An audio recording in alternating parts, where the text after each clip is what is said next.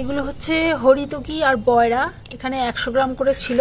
তো সেই দানাটাকে ফেলে আমি এভাবে একদম কড়মড়া হয়ে গেছে, দেখো কটকটে হয়ে গেছে যে। এই এখন তো বর্ষার সাথে সাথে হয়েছিল, দানা ফেলে এইভাবে ছাড়িয়ে নিয়েছি। আর তার সঙ্গে এটা হচ্ছে আমলকি। আমলকিটা আমি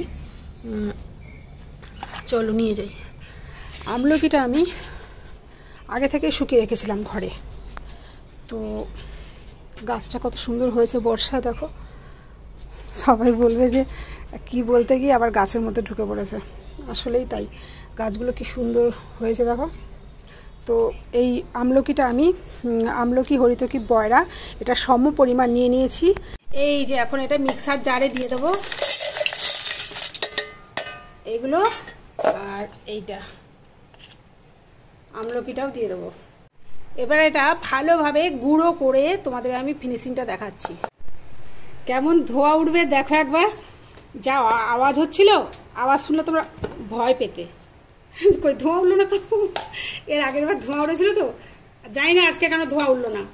এই যে এইটাকে এখন আমি বেশ একটা কাঁচের জারে রেখে দেবো। তো এই যে সারা বছর এইভাবে খাওয়াবো, সারা বছর না যতদিন চাই।